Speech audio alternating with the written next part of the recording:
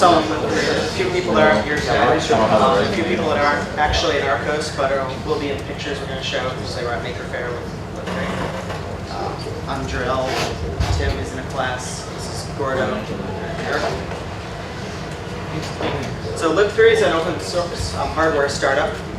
We're based in Troy, New York, obviously, and what we're doing as an RCOS project this semester is coming up with a library of open source hardware, basically circuit snippets, small circuits that can be used in other designs as parts of other designs. So one of these is something called Alfred. Arthur. Nice try. Close enough. Yeah, so it's a converted liquid dispensing machine.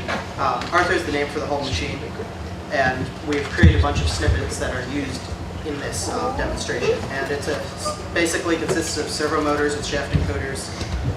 It's a test bed for motor drivers, and it can draw pictures with 10. Okay, so we So we have have like a little video, which may or may not work. Spotify. Oh, this is for you.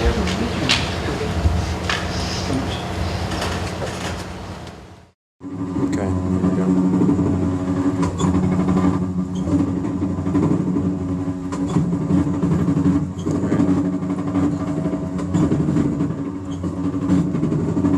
Okay, keep drawing.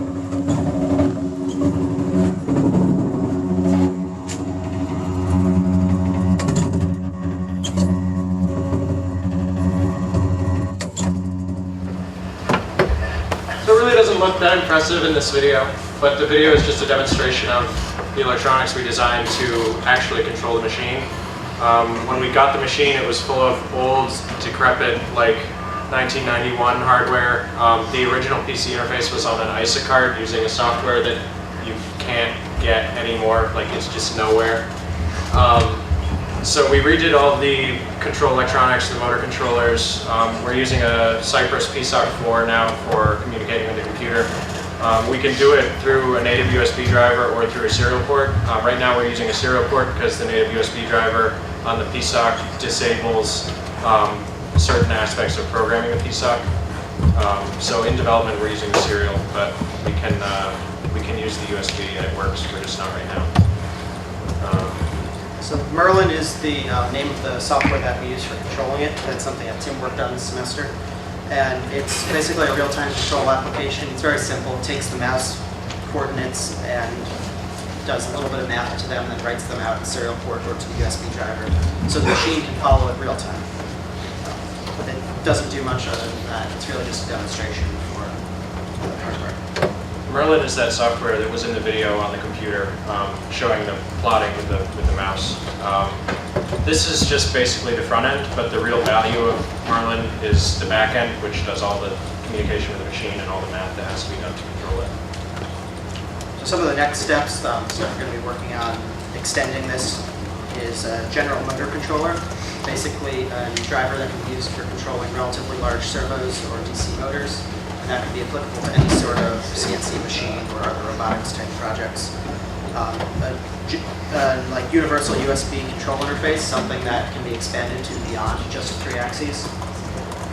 And also a standard interface, so you could build a CNC machine with these components and then not need to develop your own interface. It could talk with existing CNC control software like Mach 3 or EMC squared.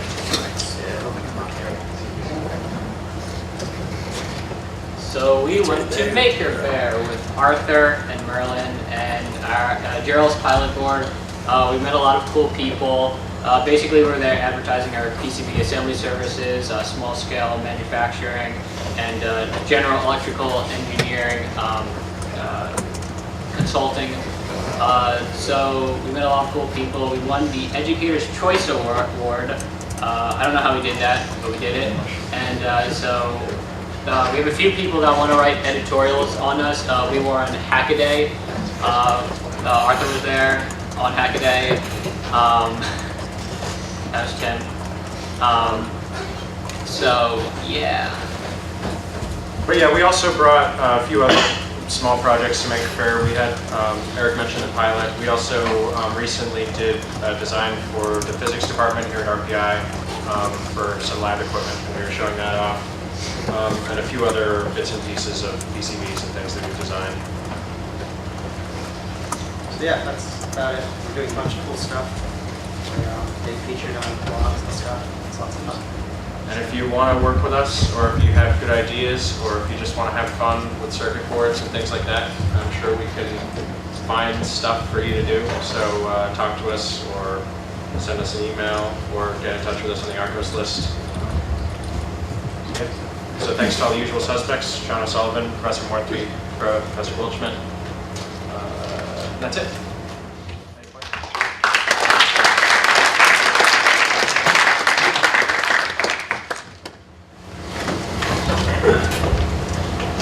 So is anyone else using your standardized hardware components yet? Well, being that we finished them on Friday for showing off at Maker Fair on Saturday, probably not. But they might be in the future. You may have noticed some of them were prototyped on a breadboard. So they're still, they're electrically designed. They're not physically designed, or not completely. I was just going to ask, you already mentioned about other folks getting involved. Is there like an open, not on this time, but is there like an open time and folks who just come that way or that? Once we get our new space set up, I think we'll probably do something like that. Right now, we're still operating out of the Makerspace downtown, which is a great place, and you should all go there. But it'd be a little tough because we'd have to like take over the whole space just for us, and that's a little. We sort of already do that. So, I mean, we had a hackathon over the summer for RCOS people, and we'll probably do something like that again during the semester at some point, I suspect. Jarrell probably knows more. Yeah, we're going to do that. I don't know when yet.